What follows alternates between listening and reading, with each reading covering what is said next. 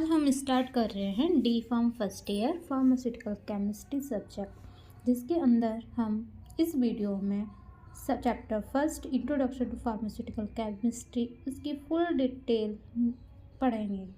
अब इसमें introduction to pharmaceutical chemistry के अंदर आप देखेंगे कि scope and objectives pharmaceutical chemistry है, sources and types of errors जिसके अंदर एक्यूरेसी, प्रिसीजन, सिग्निफिकेंट फिगर्स के बारे में समझेंगे। फिर नेक्स्ट इम्प्योरिटीज इन फार्मास्यूटिकल्स, जिसमें sources and effect of impurities in pharmacopoeial substances, importance क्या है आपकी लिमिट टेस्ट की उसके बारे में देखेंगे। प्रिंसिपल्स देखेंगे, प्रोसीजर देखेंगे लिमिट टेस्ट के, जिसके अंदर हमारे 5 देखने को मिलेंगे। जैसे क्लोराइड हो गया, sulphate, iron, heavy metal and arsenic. तो इस तरीके से हम आज इस वीडियो के अंदर चैप्टर फर्स्ट कंप्लीट करेंगे। तो चलिए स्टार्ट करते हैं। सबसे पहले हम इंट्रोडक्शन ऑफ फार्मास्यूटिकल केमिस्ट्री।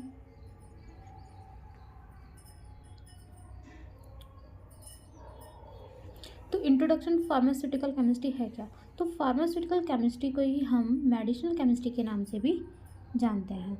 ठीक है, जो फार्मास्यूटिकल केमिस्ट्री है इसको हम मेडिसिनल केमिस्ट्री के नाम से भी जानते हैं। और यह केमिस्ट्री की वह शाखा होती है जो दवाओं की डिजाइन, सिंथेसिस, डेवलपमेंट और एनालिसिस पर फोकस करती है। अब ये जो हमारा पूरा कंटेंट है इसी को अगर हम शॉर्टकट में देखें तो branches of chemistry include the ये, यानी कि design, synthesis, development and analysis. तो इस तरीके से हमारी हो जाती है इंट्रोडक्शन टू फार्मास्यूटिकल केमिस्ट्री कि फार्मास्यूटिकल केमिस्ट्री को ही हम मेडिसिन केमिस्ट्री कहते हैं। और यह केमिस्ट्री की वह शाखा होती है जो दवाओं की डिजाइन, सिंथेसिस, डेवलपमेंट और एनालिसिस पर फोकस रखती है। अब नेक्स्ट हमारा आता है कि मेन एम क्या होता है हमारा फार्मास्यूटिकल केमिस्ट्री का। तो जो भी हमारी नई दवाएं होती हैं उनकी खोज करना और उनका डेवलपमेंट करना। सेकंड पॉइंट होता है कि उनके जो भी मॉलिक्यूलर स्ट्रक्चर होता है उसको अच्छी तरीके से समझना। तीसरा कि मानव शरीर में उनकी क्या परस्पर इंट्रैक्शन हो रहा है उसकी स्टडी करना। और नेक्स्ट उनकी सेफ्टी और इफेक्टिवनेस को सुनिश्चित करना। तो ये हमारे होते हैं मेन एम। फिर नेक्स्ट हमारा आता है फार्मास्यूटिकल केमिस्ट्री ब्लेंड्स कंसेप्ट, जिसके अंदर हमारी आती है केमिस्ट्री, बायोलॉजी एंड फार्माकोलॉजी, है ना। तो इन सभी का यूज हम थेराप्यूटिक कंपाउंड को डेवलपमेंट करने के लिए किया जाता है, जो भी हमारी बीमारियां होती हैं उनका इलाज और रोकथाम में हेल्प कर सकें। ठीक है, ये बात समझ में आई आप लोगों को। फिर नेक्स्ट आता है हमारा ऑब्जेक्टिव्स ऑफ फार्मास्यूटिकल्स केमिस्ट्री, जिसके अंदर हम देखते हैं न्यू ड्रग डिस्कवरी होती है, इन्हांसिंग ड्रग क्वालिटी होती है, ऑप्टिमाइजिंग केमिकल स्ट्रक्चर आता है, जो भी मैकेनिज्म ऑफ एक्शन होता है उसको अच्छी तरह समझते हैं, इवैल्यूएशन करते हैं सेफ्टी एंड एफिकेसी का। तो चलिए हम स्टार्ट करते हैं सबसे फर्स्ट पॉइंट से कि जो फर्स्ट हेडिंग है उससे। तो यहाँ पे सबसे पहले न्यू ड्रग डिस्कवरी, यानी कि जो भी हमारी नई दवाएं आती हैं तो उसकी किस तरह से डिस्कवरी की जा रही है इसमें। तो यहाँ पे जो भी न्यू ड्रग होती है उसका इफेक्टिवनेस, कंपाउंड को डिस्कवर करना, जो भी हमारी बीमारी हैं जिससे कि जो बीमारी हैं उसका इलाज और रोकथाम कर सकें। फिर नेक्स्ट हमारी आती है इन्हांसिंग ड्रग क्वालिटी, यानी कि जो भी ड्रग है उसकी क्वालिटी को बढ़ावा देना, यानी कि जो भी दवा की क्वालिटी है उसको इम्प्रूव करने के लिए यह आवश्यक होता है कि वे सेफ, इफेक्टिव एंड विश्वसनीय हों, यानी कि वो रिलायबल हों वो ड्रग। फिर नेक्स्ट हमारी आती है थर्ड ऑप्टिमाइजिंग केमिकल स्ट्रक्चर, जिसके अंदर पोटेंशियल को इम्प्रूव करना, सिलेक्ट करना और जो भी हमारी टॉक्सिसिटी है ना, जो भी हमारी टॉक्सिसिटी है उसको कम करने के लिए केमिकल स्ट्रक्चर को मॉडिफाई करना। सीधी सी बात, इसके अंदर आप क्या कर रहे हैं, जैसे कि इसके अंदर है कि यहाँ पे कि ऑप्टिमाइजिंग केमिकल स्ट्रक्चर समझ में आ रहा है कि जो भी हमारी केमिकल स्ट्रक्चर है ड्रग का उसको मॉडिफाई करेंगे। तो जब हम मॉडिफाई करेंगे तो हमें ये बात का ध्यान रखना होगा कि उसकी जो पोटेंशियल है वो इम्प्रूव हो सके और अच्छी तरीके से हम उसको सिलेक्ट करेंगे जिससे कि उसकी जो टॉक्सिसिटी है वो हमें कम दिखाई दे। ठीक है, फिर नेक्स्ट हमारा आता है अंडरस्टैंडिंग मैकेनिज्म ऑफ एक्शन, जिसे हम शॉर्टकट में UMO के नाम से जानते हैं। इसमें क्या होता है कि इसमें हम एनालाइज करना होता है कि बॉडी के भीतर मॉलिक्यूलर लेवल पर ड्रग किस तरीके से अपना इंट्रैक्शन कर रही है, जिसका एम होता है सेफ्टी, एफिकेसी को बढ़ावा देना। ठीक है, फिर नेक्स्ट आता है हमारा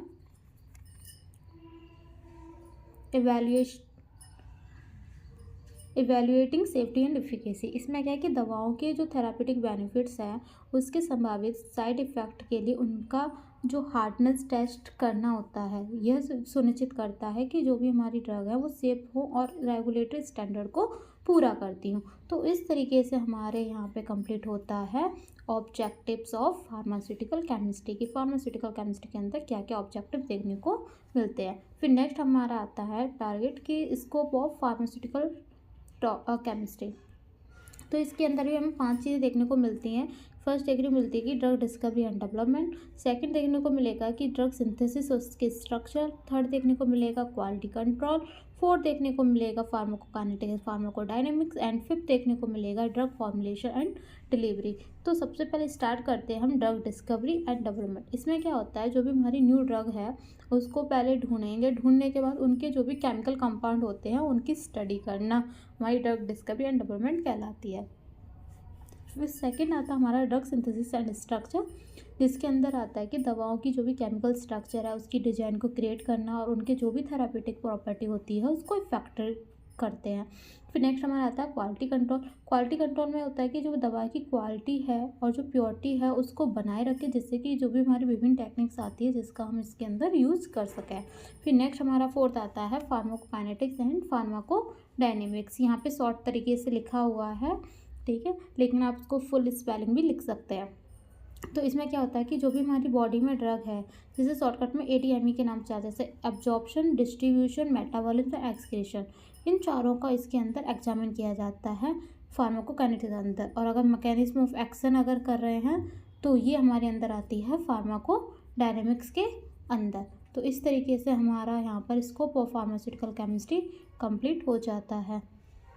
नहीं, अभी इसमें एक रह गया है, ये वाला ड्रग फॉर्मुलेशन ऑफ डिलीवरी। तो इसको भी देख लो कि इसमें जो भी दवा की इफेक्टिवनेस है उसको मैक्सिमम करने और जो साइड इफ़ेक्ट है उसको कम करने के लिए यहाँ पे सर्वोत्तम रूपों में जैसे कि टैबलेट, इंजेक्शंस, पैचेस और उसको डिस्ट्रीब्यूशन मेथड का भी हम यहाँ पे डेवलपमेंट करते हैं। तो इस तरीके से हमारे 5 पॉइंट कवर हो जाते हैं। फिर नेक्स्ट हमारा टॉपिक स्टार्ट होता है एरर। तो एरर क्या होता है, अगर आप नॉर्मली भी बात करते हैं तो एरर क्या होता है, कभी भी कुछ मिस्टेक हो जाना, जैसे कि एरर हमारी मेजर वैल्यू और जो हमारी ट्रू वैल्यू होती है उनके बीच में डिफरेंस होता है, जो फार्मास्यूटिकल प्रोडक्ट में, फार्मास्यूटिकल केमिकल्स में हो सकता है। अब इन एरर्स को दूर करना बहुत ज़्यादा मुश्किल हो जाता है। अब यहाँ पे जो सोर्सेज ऑफ एरर्स हैं कि किस तरीके से हो सकता है, तो ये 4 हैं। जैसे फर्स्ट है आपका instrumental error, human error, environmental error and mythological error. अब इसको एक एक करके समझते हैं कि है क्या, एरर क्या है ना। तो सबसे पहले आता है आपका इंस्ट्रूमेंटल एरर। इंस्ट्रूमेंटल एरर, तो इंस्ट्रूमेंटल एरर में क्या है कि यह एरर जो भी हम मेजरमेंट कर रहे होते हैं इक्विपमेंट का, उनकी खामियों की या उनकी जो लिमिट है उनके कारण देखने को मिलता है। जैसे इसमें एग्जांपल देखें तो कैलिब्रेशन की जो प्रॉब्लम हो रही है, या इक्विपमेंट के जो पार्ट्स हैं वो घिस जाते हैं, या सेंसिटिव डिवाइस होता है उनके टेम्परेचर पर इफेक्ट डालता है। तो इस तरीके से हमारा देखने को मिलता है इंस्ट्रूमेंटल एरर। फिर सेकंड आता है ह्यूमन एरर। तो ह्यूमन एरर से समझ में आ रहा है कि जो ह्यूमन के द्वारा जो गलतियाँ हो रही है, जैसे कि अगर हम मेजरमेंट करते हैं, करने वाले जो पर्सन होते हैं उनके द्वारा की गई मिस्टेक, जैसे इसमें उपकरण को गलत तरीके से पढ़ना या गलत तरीके से उसको समझना, गणना करना। तो इस तरीके से हमारा क्या होगा, जो भी हमारा प्रोडक्ट बनता है तो उसमें मिस्टेक देखने को मिल सकती है, यानी कि एरर आ सकते हैं। फिर अब नेक्स्ट हमारा आता है इन्वायरमेंटल एरर। तो इसमें क्या है कि इन्वायरमेंटल कंडीशन में चेंजेस करने के कारण होने वाले जो एरर आते हैं, जैसे कि टेम्परेचर, ह्यूमिडिटी, प्रेशर, ये सभी मेजरमेंट रिजल्ट को इफेक्टिव कर सकते हैं। फिर नेक्स्ट हमारा आता है मैथोलॉजिकल एरर। जिसमें हम देखते हैं कि जो एक्सपेरिमेंटल हैं या टेक्निक्स है उसके अंदर जो एरर आ रहे हैं मेजरमेंट की प्रोसेस में, उसमें यूज़ किया जाता है, जैसे कि जो भी स्थिति निर्धारण करने में गड़बड़ी हो रही है या फॉल्टी प्रोसीजर देखने को मिल रहा है, ठीक है। फिर हमारी नेक्स्ट आती है टाइप्स ऑफ एरर। तो टाइप्स ऑफ एरर में हमें 3 चीज़ देखने को मिलती है। फर्स्ट मिलता है सिस्टमैटिक एरर, दूसरा हमें देखने को मिलता है रैंडम एरर्स, तीसरा हमें देखने को मिलता है ग्रॉस एरर्स। अब एक एक करके हम इन एरर्स को भी समझते हैं। तो इसमें सबसे फर्स्ट आता है सिस्टमैटिक एरर्स। तो सिस्टमैटिक एरर्स क्या होते हैं कि ये कंसिस्टेंट रिपीटेबल एरर होते हैं जो कि फॉल्टी इंस्ट्रूमेंट या फ्लोड एक्सपेरिमेंट मेथड से उत्पन्न होते हैं। यानी कि जो सिस्टमेटिक एरर है ये एक ऐसा कंसिस्टेंट या रिपीटली एरर होता है। रिपीटेबल का मतलब होता है फिर से वो गलतियाँ हो रही हैं, है ना। तो ये हमारी जो भी गलतियाँ हो रही हैं इंस्ट्रूमेंट के द्वारा, एटलीस्ट उसके द्वारा ये सिस्टमेटिकली एरर देखने को मिलता है। और ये सभी मेजरमेंट को एक डायरेक्ट में शेफ्ट में किया जाता है। या तो ये बहुत ज़्यादा अधिक देखने को मिलेंगी या फिर ये बहुत ज़्यादा कम देखने को मिल सकती हैं। फिर नेक्स्ट हमारा आता है रैंडम एरर। तो रैंडम एरर से समझ में आ रहा है कि अचानक से जो होने वाली जो गलतियाँ हैं, जैसे जो हमारी अनप्रेडिक्टेबल फ्लक्चुएंस या अप्रत्याशित उतार चढ़ाव हैं जो प्रत्येक मेजरमेंट के साथ अलग अलग देखने को मिलते हैं या अनकंट्रोलेबल वेरिएबल से उत्पन्न होते हैं। और जो रैंडम एरर को हम बार बार माप के साथ कम किया जा सकता है क्योंकि यह कई टेस्ट में उनका एवरेज इफेक्ट कम हो जाता है। फिर नेक्स्ट हमारा आता है ग्रॉस एरर। तो ग्रॉस एरर हमारा क्या होता है कि large obvious error or often due to human mistake, यानी कि ह्यूमन मिस्टेक के द्वारा जो होने वाली जो ओबेस एरर है, लार्ज है, तो उसमें ग्रॉस एरर आती है। जैसे कि हमारी रिकॉर्डिंग इनकरेक्ट डाटा आ रहा है या इक्विपमेंट मेल फंक्शन आ रहा है, यानी कि खराबी आ रही है, तो उसकी वजह से ग्रॉस एरर देखने को मिल सकता है। फिर नेक्स्ट हमें देखने को मिलता है, फिर नेक्स्ट हम टॉपिक पे आते हैं एक्यूरेसी एंड प्रीसीजन। तो ये क्या होता है कि understanding accuracy precision is essential for the assessing the quality of measurement. यानी कि जो हम मेजरमेंट कर रहे हैं उसकी क्वालिटी को असेंस करने के लिए एक असेंशियल होता है हमारा एक्यूरेसी और प्रीसीजन को अच्छी तरीके से समझना। फिर इसके लिए हमें सबसे पहले एक्यूरेसी को समझते हैं कि एक्यूरेसी है क्या, फिर हम समझेंगे प्रीसीजन है क्या। तो एक्यूरेसी क्या है और प्रीसीजन क्या है। तो एक्यूरेसी का मतलब होता है कि हाँ, हम यहाँ पे कोई भी मान है वो सही है या एक्यूरेट मान के कितने करीब है। यानी कि हाई एक्यूरेट का अर्थ होता है कि जो भी माप है वो मिनिमम सिस्टमेटिक एरर के साथ सही मान के कितने करीब है। और अगर यहाँ पे प्रिसीजन की बात करें तो ये रेफर करता है कंसिस्टेंट हमारा रिपीटेबल मेजरमेंट। और ये हाई प्रिसीजन मीन्स माप एक दूसरे के करीब है, भले ही वे वास्तव में जो मान है उसके करीब नहीं होते हैं, लेकिन ये हम इसको प्रिसीजन ही बोलेंगे। प्रिसीजन हमारा रिफ्लेक्ट करेगा level of random error of measurement, यानी कि जो मेजरमेंट में जो रैंडम गलतियाँ हो रही हैं, मिस्टेक हो रही हैं, उनके लेवल को रिफ्लेक्ट करता है हमारा प्रिसीजन। ठीक है। फिर नेक्स्ट हमारा आता है सिग्निफिकेंट फिगर्स। सिग्निफिकेंट फिगर्स में आते हैं, जैसे कि हम हिंदी में बोलें तो सार्थक अंक, कि किसी भी सैंपल की जो एनालिसिस में सिग्निफिकेंट फिगर्स होता है वो बहुत ज़्यादा रोल प्ले करता है कि किसी भी प्रोडक्ट की जो वैल्यू है उसकी एक्यूरेसी प्रिसीजन के लिए जो सिग्निफिकेंट फिगर्स होता है बहुत ज़्यादा इंपॉर्टेंट होता है। तो सिग्निफिकेंट फिगर किसी भी डिजिट को एक्यूरेसी से जोड़ के रखते हैं, है ना। फिर हमारा नेक्स्ट आता है आइडेंटिफिकेशन सिग्निफिकेंट डिजिट। तो इसमें क्या है कि सभी डिजिट हमारे जीरो को छोड़कर सार्थक अंक होते हैं। सार्थक अंक भी बताए थे सिग्निफिकेंट डिजिट, जिसके अंदर क्या है कि जैसे 1 2 3 4 5 6 7 8 9 etc। फिर हम अगर इसमें हम 91 को लेते हैं तो इसके अंदर हमें 2 सिग्निफिकेंट डिजिट देखने को मिलते हैं। जैसे कि इसमें 9 और 1 है तो फर्स्ट ये हो गया और ये 2 हो गया, तो यानी कि क्या हो गया, ये 2 हमारे सिग्निफिकेंट डिजिट हो गए।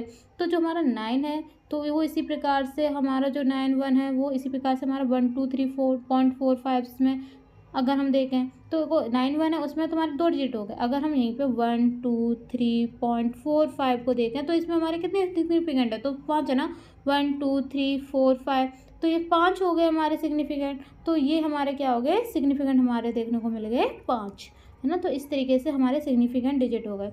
अगर हम और देखें, जैसे कि हम 44 देखें तो इसमें हम अगर पूछें कि इसके अंदर सिग्निफिकेंट डिजिट कितना है तो इसमें हम देखेंगे कि एक ये नंबर हो गया, एक ये हो गया, यानी कि इसके अंदर हमें 2 सिग्निफिकेंट डिजिट देखने को मिल रहे हैं। इस तरीके से हमारे सिग्निफिकेंट डिजिट देखने को मिलेंगे। अब फिर नेक्स्ट हमारा आता है इम्प्योरिटीज इन फार्मास्यूटिकल, है ना। तो इम्प्योरिटीज इन फार्मास्यूटिकल, फिर sources and effect of impurities. तो इम्प्योरिटीज ऑफ फार्मास्यूटिकल्स क्या है कि इम्प्योरिटीज से समझ में आ रहा है कि अशुद्धियाँ। तो फार्मास्यूटिकल केमिस्ट्री में जो इम्प्योरिटीज़ है उनके अनवांटेड सबस्टांस को कहा जाता है। जो ड्रग सबस्टांस जैसे कि हमारा एपीआई की full form active pharmaceutical ingredient या फॉर्मुलेशन में छोटी मात्रा में प्रेजेंट होते हैं। जहाँ जहाँ आपको प्लस का साइन दिखे, यानी कि प्लस का साइन देखे वहाँ पे समझ लेना, यहाँ पे नोट्स में मैंने प्रेजेंट का इंडिकेट कर रही हूँ, यहाँ पे प्रेजेंट है ये, इसका मीन्स, ठीक है। तो यहाँ पे तो यहाँ पे फार्मास्यूटिकल केमिस्ट्री में इम्प्योरिटी उन अनवांटेड सब्सटेंस को कहा जाता है जो ड्रग सब्सटेंस एपीआई या फॉर्मुलेशन में छोटी मात्रा में प्रेजेंट होते हैं। ये इम्प्योरिटीज ड्रग की सेफ्टी, इफिकेसी, स्टेबिलिटी को भी प्रभाव डाल सकते हैं, है ना। जो भी हमारी इम्प्योरिटीज आ जाती हैं तो जो भी हमारी उसकी ड्रग है, ड्रग की सेफ्टी है या एफिकेसी, स्टेबिलिटी, उस पर असर डालेंगी, उसमें कुछ ना कुछ खराबी हो ही जाएगी, है ना। तो इसलिए फिर अगर हम यहाँ पे सोर्सेज देखें इम्प्योरिटीज़ के, तो ये हमारे कुछ इस तरीके से, जैसे raw material, manufacturing process, storage, packaging and degradation, ठीक है, इस तरीके से। तो अब हम नेक्स्ट स्टार्ट करते हैं इसी का, जैसे इसको डिस्कवर करें, मतलब इसको हम एक्सप्लेन करें तो रॉ मटेरियल को। तो रॉ मटेरियल क्या है कि जो रॉ मटेरियल होता है उसका यूज़ किसी प्रोडक्ट को प्रिपरेशन करने में किया जाता है। यदि रॉ मटेरियल में कोई पहले से इम्प्योरिटी होती है तो वो फाइनल प्रोडक्ट में इम्प्योरिटी हो सकती है। देखो कोई भी हम अगर ड्रग बनाते हैं, ठीक है, हमें ड्रग बना रहे हैं, तो ड्रग बनाने के सबसे पहले हमें एक रॉ मटेरियल चाहिए होगा ना, उसके अलावा हम किस तरह से कर सकते हैं। तो हम जो भी हम ड्रग बना रहे हैं, ड्रग के लिए हमें सबसे पहले रॉ मटेरियल चाहिए। तो रॉ मटेरियल में जो भी यूज़ हो रहे हैं, प्रिपरेशन कर रहे हैं, तो उसमें कोई भी अगर गलती हो जाती है, कोई भी अशुद्धि आ जाती है, तो उससे हमारे प्रोडक्ट में भी इम्प्योरिटीज़ देखने को मिल सकती हैं। फिर नेक्स्ट है हमारा मैन्युफैक्चरिंग प्रोसेस। तो मैन्युफैक्चरिंग क्या है कि कुछ समटाइम्स कुछ इंटरमीडिएट प्रोडक्ट के कारण भी हमें फाइनल प्रोडक्ट में इम्प्योरिटीज़ देखने को मिल सकती हैं, जैसे कि हमारा सॉल्वेंट हो गया, कैटलिस्ट हो गया, रिएजेंट हो गए, उनके रेसिड्यू प्रोडक्ट में रह सकते हैं। फिर नेक्स्ट है स्टोरेज एंड पैकेजिंग। तो इसमें क्या है कि जो भी हम पैकेजिंग मटेरियल है उसको अगर हम स्टोरेज करते टाइम पर अगर इम्प्योरिटी उत्पन्न हो जाती है तो उसके अंदर हमें moisture, contamination, for environmental exposure देखने को मिल सकते हैं। फिर नेक्स्ट है डिग्रेडेशन। तो डिग्रेडेशन का मतलब क्या है कि कुछ समय के साथ या कुछ स्टोरेज कंडीशन के तहत केमिकल डिग्रेडेशन से भी इम्प्योरिटीज़ देखने को मिल सकती है। फिर नेक्स्ट आते हैं हमारे इफेक्ट ऑफ इम्प्योरिटीज़। तो इम्पैक्ट ऑफ इम्प्योरिटीज़ में क्या है कि सबसे पहले इसमें toxicity, therapeutic efficiency, adverse reaction, stability. तो टॉक्सिसिटी क्या है कि कुछ इम्प्योरिटीज़ टॉक्सिक हो सकते हैं और जो हमारे पेशेंट हैं उनको भी नुकसान पहुंचा सकते हैं। फिर थेराप्यूटिक इफिशियंसी क्या है कि इम्प्योरिटीज़ किसी भी दवा की इफ़ेक्टिवनेस को कम कर सकती है, क्योंकि ये उसके फार्माकोकाइनेटिक्स के इफेक्ट भी डालती है। फिर अगर हम एडवर्स रिएक्शन की बात करें तो इम्प्योरिटी साइड इफेक्ट या एलर्जिक रिएक्शन को भी उत्पन्न कर सकती है। और यहाँ पे स्टेबिलिटी की बात करें तो इम्प्योरिटीज़ किसी भी फार्मास्यूटिकल प्रोडक्ट की स्टेबिलिटी को इफेक्टिव कर सकती है, और जिससे कि उसकी जो सेल्फ लाइफ है वो भी हमारी कम देखने को मिलेगी, ठीक है। तो यहाँ पे हमारी हो गई है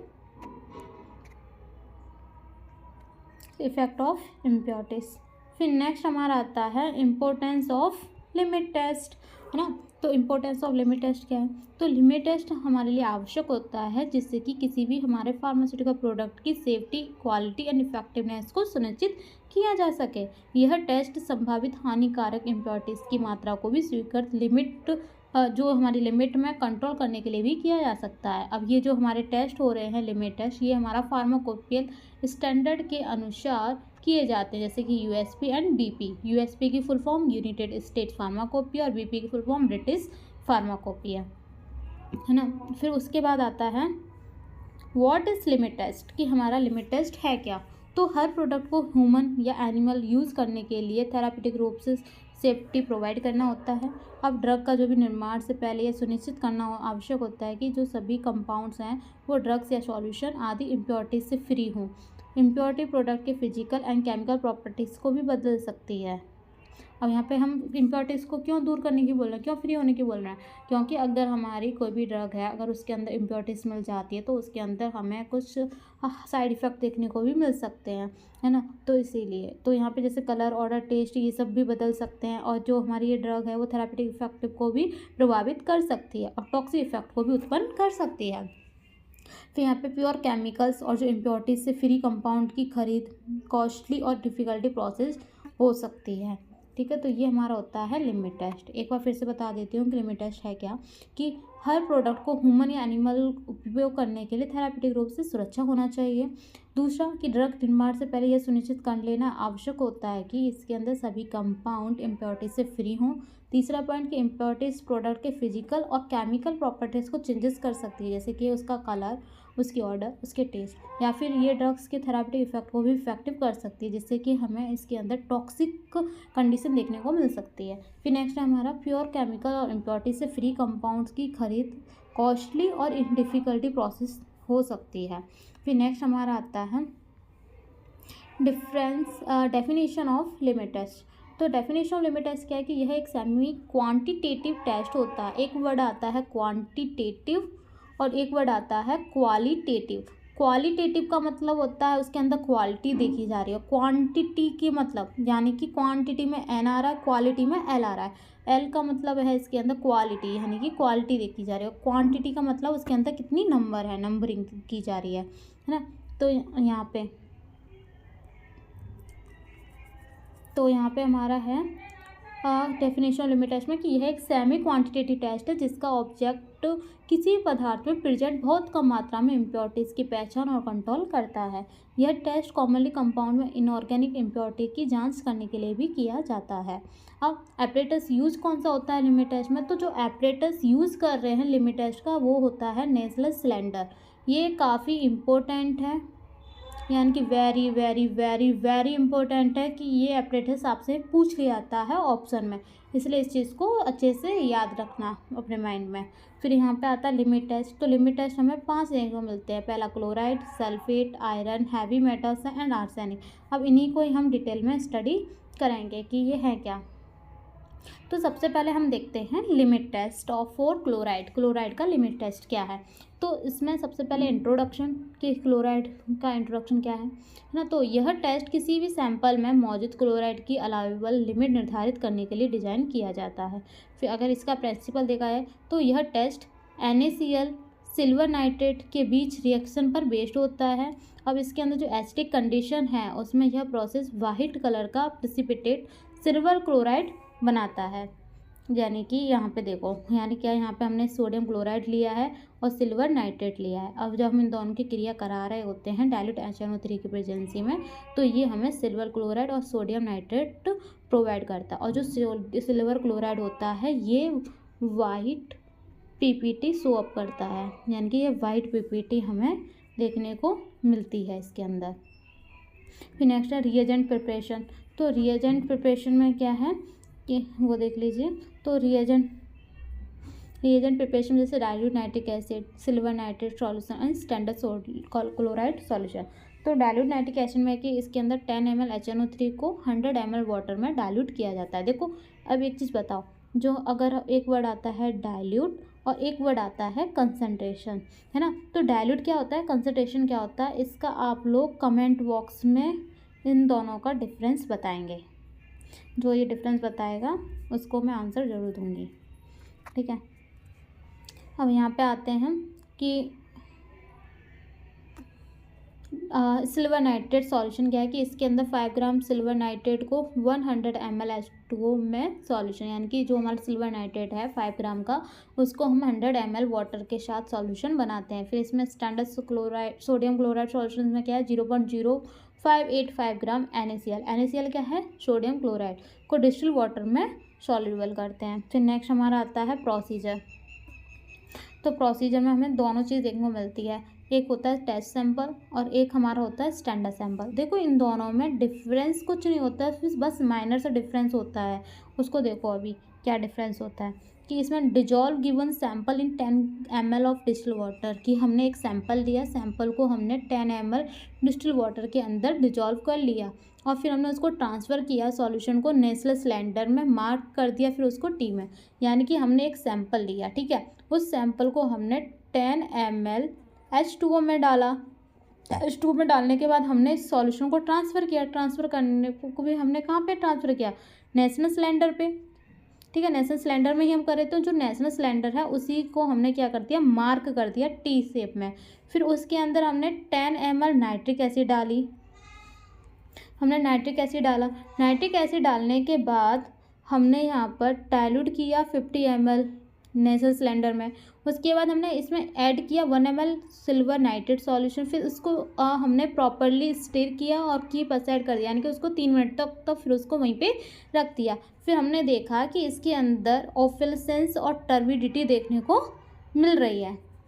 और अगर यहाँ पे हम स्टैंडर्ड सॉल्यूशन की बात करें तो यहाँ पे हमने 1 ml 0.058 45% weight by volume solution of NaCl के नेशनल सिलेंडर में मार्क किया ऑफ S शेप में, और वहाँ पे हमने उसमें ऐड किया 10 ml ऑयल नाइट्रिक एसिड में। फिर हमने डाइल्यूट किया 50 ml और नेशनल सिलेंडर में। फिर हमने यहीं पे 1 ml silver nitrate solution add किया, फिर हमने इसको प्रॉपरली स्टेयर किया 3 मिनट, फिर उसको रख दिया, फिर हमने ऑब्जर्व किया ऑफिलेसेंस एंड टर्बिडिटी। ठीक है, इसके अंदर इस तरह के का है। तो फिर हमने कंपेयर किया इन दोनों को आफ्टर 5 मिनट्स। हमने टेस्ट सॉल्यूशन और स्टैंडर्ड सैंपल है, हमने इन दोनों सैंपल को 5 मिनट के बाद कंपेयर किया, test sample and standard sample को। फिर हमने यहाँ पे क्या देखा वो हम देखते हैं कंक्लूजन में, या ऑब्जर्वेशन डाल सकते हैं, रिजल्ट भी डाल सकते हैं। तो यहाँ पे कंक्लूजन में देखा कि सैंपल सॉल्यूशन है उसमें उत्पन्न होने वाले जो ऑफिलेसेंस है यानी कि एक धुंधलापन, वो स्टैंडर्ड सॉल्यूशन से अधिक नहीं होना चाहिए। यदि सैंपल सॉल्यूशन में ऑफिलेसेंस स्टैंडर्ड सॉल्यूशन से कम होता है तो यह क्लोराइड की लिमिट टेस्ट में उत्तीर्ण हो जाएगा, इसके विपरीत ही। और अगर ऑफिलेसेंस का अर्थ होता है रंगहीन, सफ़ेद या दूधिया कलर, और जो टर्बिडिटी का मीन्स होता है धुंधला या बादल जैसा दिखना। तो ये इम्पोर्टेंट है, आगे यही टर्म आपको देखने को मिलेंगे। ठीक है, फिर अब हमारा यहाँ पे limit test of chloride complete हो गया। फिर नेक्स्ट हमारा सेकेंड है लिमिट टेस्ट फॉर सल्फेट्स। तो सल्फेट का जो प्रिंसिपल है वो क्या है कि यह टेस्ट बैरियम सल्फेट के अपक्षेपण पर बेस्ड होता है। जब सल्फेट कंपाउंड की प्रेजेंसी में होती है तो वे बैरियम क्लोराइड के साथ रिएक्शन करके बैरियम सल्फेट का वाइट पीपीटी बना देते हैं। पीपीटी का मतलब होता है प्रिसिपिटेट कर देते हैं। अब यहाँ पे रिएक्शन से की जाए तो यहाँ पे सल्फेट आयंस, बैरियम क्लोराइड, इन दोनों का जब हम रिएक्शन करा रहे हैं तो HCl की हमारा ये प्रेजेंसी में, तो यहाँ पे बैरियम सल्फेट और पोटेशियम क्लोराइड बन रहा है। अगर हम सेकंड स्टेप देखें इसी में तो यहाँ पे हमने सॉल्युबल सल्फेट लिया है बैरियम क्लोराइड की प्रेजेंसी में HCl के साथ, तो यहाँ पे बैरियम सल्फेट और 2 NaCl निकल रहे हैं। ठीक है, फिर नेक्स्ट हमारा आता है नोट। अगर देखें तो HCl का यूज हम अदर एसिड रेडिकल्स के प्रेसिपिटेट को रोकने के लिए भी किया जाता है। अगर HCl की उपस्थिति में केवल सल्फेट का पीपीटी होता है तब।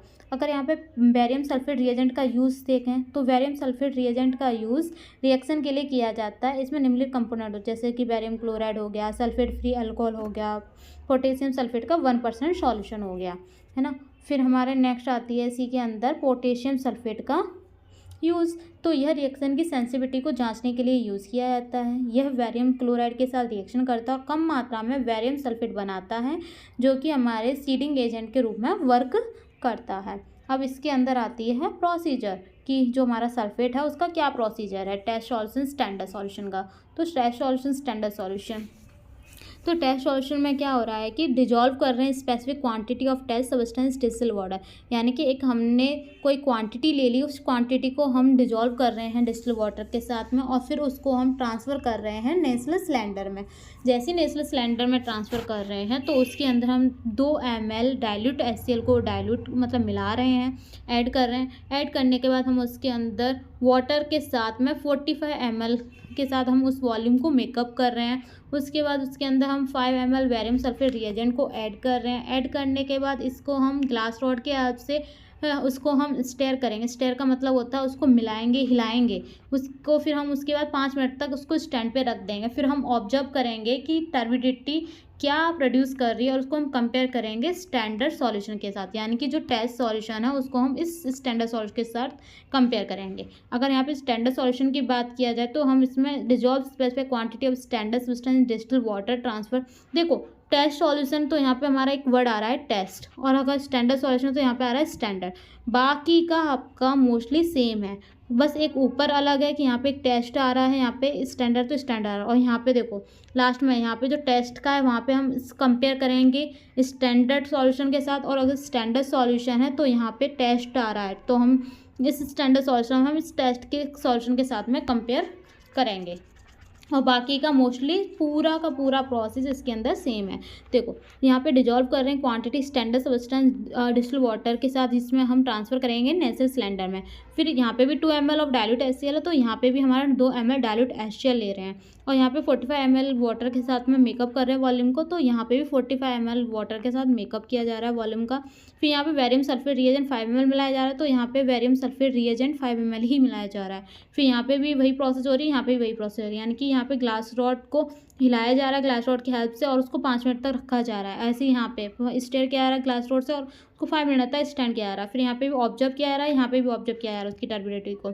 यहाँ पे स्टैंडर्ड सॉल्यूशन के साथ कंपेयर करेंगे और यहाँ पे इसके जो टेस्ट सॉल्यूशन है उसके साथ कंपेयर किया जाएगा। ठीक है, तो इस तरीके से ये हमारा पूरा का पूरा प्रोसीजर हो जाता है। फिर नेक्स्ट आता है हमारा कंक्लूजन। तो कंक्लूजन क्या है ना, तो कंक्लूजन जैसे कि टेस्ट सॉल्यूशन में उत्पन्न जो भी टर्बिडिटी होती है, धुंधलापन को स्टैंडर्ड सॉल्यूशन से कंपेयर किया जाता है। यदि टेस्ट सॉल्यूशन में टर्बिडिटी स्टैंडर्ड सॉल्यूशन से कम होती है, अगर जो हमारी टेस्ट सॉल्यूशन में टर्बिडिटी है वो स्टैंडर्ड सॉल्यूशन से, टेस्ट सॉल्यूशन स्टैंडर्ड सॉल्यूशन, अगर टेस्ट सॉल्यूशन इस स्टैंडर्ड सॉल्यूशन से कम होती है टर्बिडिटी, तो सैंपल लिमिट टेस्ट से पास हो जाएगा। अगर यहीं पे जो टेस्ट सॉल्यूशन है उसकी स्टैंडर्ड सॉल्यूशन से टर्बिडिटी अधिक हो जाती है, तो यहाँ पे जो सैंपल टेस्ट होता है वो फेल हो जाएगा। ठीक है, तो इस तरीके से यहाँ पे कंक्लूजन देखने को मिलता है सल्फेट का। फिर नेक्स्ट हमारा आता है लिमिट टेस्ट फॉर आयरन। तो इसमें प्रिंसिपल देखें तो आयरन का लिमिट टेस्ट फेरस आयन, जिसके हम Fe2+ आयन रहते हैं ना, तो के यूज में बेस पर है। अब यह जब सिट्रिक एसिड एंड थायोग्लाइकोलिक एसिड की प्रेजेंसी में यह रिएक्शन करता है तो पर्पल कलर उत्पन्न करेगा। अगर यहाँ पे टेस्ट सॉल्यूशन के द्वारा जो कलर है वो स्टैंडर्ड सॉल्यूशन के साथ में कंपेयर किया जाता है और यह कलर केवल अल्कलाइन मीडियम के में विकसित होता है और बेसिसिटी बनाए रखने के लिए यहाँ पे अमोनिया का यूज़ किया जाएगा। अगर यहाँ पे देखा जाए रिएक्शन, तो रिएक्शन क्या हो रही है कि फेरस लिया जा रहा है, फेरस आयन, जिसमें हम थायोग्लाइकोलिक एसिड के साथ रिएक्शन करा रहे हैं सिट्रिक एसिड की प्रेजेंसी में, तो ये फेरस थायोग्लाइकोलेट बना रहा है और 2 हाइड्रोजन आयंस निकाल रहा है। अगर ये चीज़ अगर नहीं आती है तो सिर्फ आप इतना लिख सकते हैं, बाई चांस अगर ये आप भूल जाते हैं तो इतना आप याद करिए कि फेरस प्लस थायोग्लाइकोलिक एसिड इन दोनों की रिएक्शन करते हैं साइट्रिक एसिड की प्रेजेंसी में, तो ये फेरस थायोग्लाइकोलेट बनाता है जो कि पर्पल कलर का देता है। ठीक है, फिर हम नेक्स्ट देखते हैं इसी के अंदर प्रोसीजर्स, है ना। तो प्रोसीजर में हमें क्या देखना होता है, टेस्ट सॉल्यूशन और स्टैंडर्ड सॉल्यूशंस। इसमें भी सब सेम है, इसमें भी देखो sample is dissolve in specific amount of water, यानी कि हमने क्या लिया, एक सैंपल लिया, उस स्पेसिफिक अमाउंट को वाटर के साथ में डिजॉल्व किया और उसको हमने 40 ml के साथ में वॉल्यूम किया।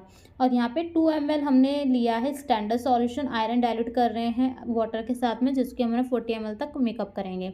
अब यहाँ पे क्या कर रहे हैं, 2 ml 20% weight by volume of citric acid के साथ में ऐड किया जा रहा है और यहाँ पे भी 2 ml 20% weight by volume of citric acid के साथ में ऐड किया जा रहा है। और यहाँ पे फिर 2 ड्रॉप हम थायोग्लाइकोलिक एसिड की ऐड कर रहे हैं, तो यहाँ पे भी 2 ड्रॉप हम थायोग्लाइकोलिक एसिड की ऐड कर रहे हैं। यहाँ पे ऐड किया जा रहा है ammonia to make the solution alkaline adjust the 50 ml volume. तो यहाँ पे भी वही हो रहा है कि हमने अमोनिया को ऐड कर रहे हैं एल्कलाइन के साथ और 50 ml तक इसको वॉल्यूम किया जा रहा है। फिर इसको 5 मिनट तक रखा जाएगा, तो इसको भी 5 मिनट तक रखा जा रहा है और इसको colour develop is viewed vertically and compared with standard solution. अब जो भी हमारा कलर इसमें देखने को मिल रहा है वर्टिकली, उसका कंपेयर किया जाएगा स्टैंडर्ड सॉल्यूशन के साथ। और यहाँ पे क्या होगा कि यहाँ पे जो कलर डेवलप हो रहा है वर्टिकली, उसका कंपेयर किया जाएगा इस टेस्ट सॉल्यूशन के साथ में, यानी कि ये एक दूसरे के टेस्ट के साथ में कंपेयर किया जाएगा और प्रोसीजर मोस्टली सेम है। फिर नेक्स्ट आता है इसके अंदर ऑब्जर्वेशन। तो ऑब्जर्वेशन में क्या देखने को मिलता है कि सैंपल सॉल्यूशन में उत्पन्न जो भी पर्पल कलर आ रहा है थायोग्लाइकोलिक एसिड का, तो उसका स्टैंडर्ड सॉल्यूशन से अधिक नहीं होना चाहिए। यदि सैंपल सॉल्यूशन में उत्पन्न purple colour intensity standard solution से कम होती है तो सैंपल आयरन की लिमिट टेस्ट को पास कर देता है। अगर यहीं पे यदि कलर इंटेंसिटी स्टैंडर्ड सॉल्यूशन के बराबर या अधिक होती है तो सैंपल जो टेस्ट है वो हमारा फेल हो जाएगा। फिर नेक्स्ट हमारा आता है limit test for heavy metals ना, limit test for heavy metals. तो इसमें क्या है कि इसका प्रिंसिपल कि जो भी हैवी मेटल्स का लिमिट टेस्ट होता है वह एक रिएक्शन पर बेस्ड होता है। इसमें एक हैवी मेटल का सॉल्यूशन होता है और एक हाइड्रोजन सल्फाइड का स्टैंडर्ड सॉल्यूशन होता है, जिनकी एसिडिक मीडियम में रिएक्शंस कराई जाती है। जो भी रिएक्शन होगी उसमें रेडिश या ब्लैक कलर का हमें दिखाई देगा, जिसकी कंपेयर स्टैंडर्ड सॉल्यूशन के साथ में हम करते हैं। अगर यहाँ पे रिएक्शंस की बात किया जाए तो रिएक्शन हमारा इसमें लेड और सैचुरेटेड सॉल्यूशन यानी कि हाइड्रोजन सल्फाइड के साथ करते हैं, तो यहाँ पे हमें लेड सल्फाइड देखने को मिलता है और हाइड्रोजन रिलीज हो जाता है। अगर यहाँ पे हम प्रोसीजर की बात करते हैं तो प्रोसीजर में टेस्ट सॉल्यूशन स्टैंडर्ड सॉल्यूशन, तो इसमें टेस्ट सॉल्यूशन में क्या रहा कि 25 ml हम सैंपल सॉल्यूशन को नेशनल सिलेंडर में लेंगे, फिर उसको 25 ml हाइड्रोजन मतलब वाटर के साथ में डाइल्यूट करेंगे। जैसे ही डाइल्यूट करेंगे वैसे ही इसके अंदर डाइल्यूट एसिटिक एसिड और अमोनियम सॉल्यूशन का यूज़ करके इसका जो pH है उसका 3 से 4% तक इसको मेंटेन करेंगे। इसको मेंटेन करने के बाद इसमें हम 35 ml तक इसको डाइल्यूट किया जाएगा और 10 ml हाइड्रोजन सल्फेट और डाइल्यूट डाइल्यूट हमारा जो अप टू 50 ml तक इसको डाइल्यूट किया जाएगा। तो ऐसे ही फिर हम इसको जो हमारा ये टेस्ट है उसको हम स्टैंडर्ड सॉल्यूशन के साथ में कंपेयर करेंगे। फिर ऐसे ही स्टैंडर्ड सॉल्यूशन की बात किया जाए तो यहाँ पे 2 ml स्टैंडर्ड सॉल्यूशन को लेंगे जो कि 25 ml तक इसको डाइल्यूट किया जाएगा और फिर इसको डाइल्यूट एसिटिक एसिड और अमोनिया सॉल्यूशन का यूज़ करके उसके अंदर जो pH है उसका 3 से 4% तक इसको मेंटेन करेंगे। मेंटेन करने के बाद इसको 35 ml तक इसको डाइल्यूट किया जाएगा। फिर उसमें 10 ml hydrogen sulphate solution add करेंगे और उसको 50 ml तक डाइल्यूट किया जाएगा।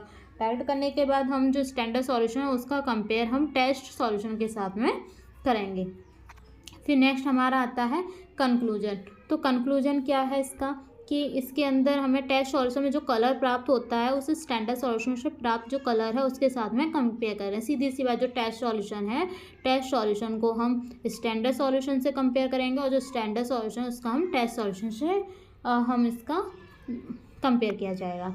फिर नेक्स्ट हमारा आता है लिमिट टेस्ट फॉर आर्सेनिक, इस चैप्टर का सबसे लास्ट टॉपिक।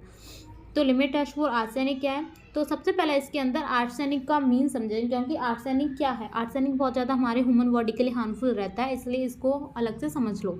तो यह वाइट कलर का एक पाउडर होता है आर्सेनिक, जो कि नेचर में प्रेजेंट होता है। अब आर्सेनिक हमारी बॉडी के लिए बहुत ज़्यादा हार्मफुल होता है, इसकी वजह से स्किन कैंसर है, किडनी एंड लिवर फेलियर आदि हमें देखने को मिल सकते हैं। अगर यह टेस्ट आर्सेनिक की क्वांटिटी को कंट्रोल करने के लिए करते हैं, ठीक है। अब यहाँ पे आता है प्रिंसिपल। तो प्रिंसिपल क्या है? तो सैंपल में आर्सेनिक होता है जिसमें reducing agent like potassium iodide हो गया, जिंक हो गया, हाइड्रोजन क्लोराइड हो गया, से रिएक्शन करके आर्सेनियस एसिड्स में कन्वर्ट हो जाता है। फिर आर्सेनिक एसिड है वो नेसेंट हाइड्रोजन से रिएक्शन करके आर्सेन में कन्वर्ट हो जाएगा और फिर जो नेसेंट हाइड्रोजन है वह जिंक और हाइड्रोजन क्लोराइड के रिएक्शन से प्राप्त होता है, जो कि आर्सेन गैस होती है। अब यह मरकरी क्लोराइड के साथ में रिएक्ट करेगी तो येलो स्टैन देगी। तो और जो येलो स्टैन होगी वो हमारी डायरेक्ट आर्सेनिक के अमाउंट के प्रोपोर्शनली होती है, इस तरीके से, जैसे कि नीचे ये रिएक्शंस दे रखी है। यहाँ पे आर्सेनिक एसिड है जो कि आर्सेनियस में कन्वर्ट होगी, फिर जो आर्सेनिक एसिड है वो हाइड्रोजन के साथ कन्वर्ट होगी 6 हाइड्रोजन, फिर ये आर्सेनियस गैस बना दी। आर्सेन गैस से हमारा मरकरी क्लोराइड पेपर लिया, उसके साथ रिएक्शन गई तो येलो स्टैन बन गया और हाइड्रोजन क्लोराइड रिलीज हो गया। इस तरीके से ये हमारी प्रोसेस होती है। फिर नेक्स्ट हमारा आता है प्रोसीजर। तो प्रोसीजर क्या है कि test solution and standard solution. Test solution के सैंपल को ले लेंगे, फिर वाटर के साथ इसको डिजोल्व करेंगे स्टैंडर्ड सॉल्यूशन हाइड्रोजन क्लोराइड के साथ, फिर इसके अंदर पोटेशियम आयोडाइड 1 ग्राम लेकर के इसको मिक्स करेंगे। मिक्स करने के बाद 5 ml इसमें स्टेनस क्लोराइड सॉल्यूशन ऐड करेंगे। उसके बाद ग्रैनुलेटेड जो जिंक है आर्सेनियस फॉर्म फ्री वो हमारे 10 ग्राम लेंगे, फिर इसके अंदर 40 मिनट तक इसको सॉल्यूशन के साथ में रखेंगे। रखने के बाद इसमें मरकरी क्लोराइड के पेपर पर येलो स्टैन मिलेगा, जिसे स्टैंडर्ड सॉल्यूशन के साथ में हम कंपेयर करेंगे।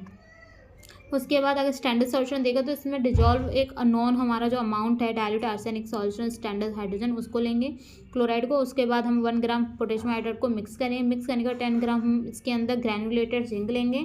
फिर उसके अंदर हम सॉल्यूशन को 40 मिनट तक रख देंगे, जिससे कि हमारा जो स्टैंड है वो मरकरी पेपर पर कंपेयर कर लेंगे, जो मरकरी पेपर पर लेंगे, और जिससे कि हमारा ये क्या होगा, स्टैंडर्ड सॉल्यूशन को टेस्ट सॉल्यूशन से कंपेयर, टेस्ट सॉल्यूशन को स्टैंडर्ड सॉल्यूशन से कंपेयर किया जाएगा। फिर नेक्स्ट हमारा है कंक्लूजन। कंक्लूजन में क्या है कि यदि टेस्ट सॉल्यूशन का स्टैंडर्ड सॉल्यूशन के स्टैंड से ज़्यादा हो जाता है तो यह हमारा टेस्ट फेल हो जाएगा।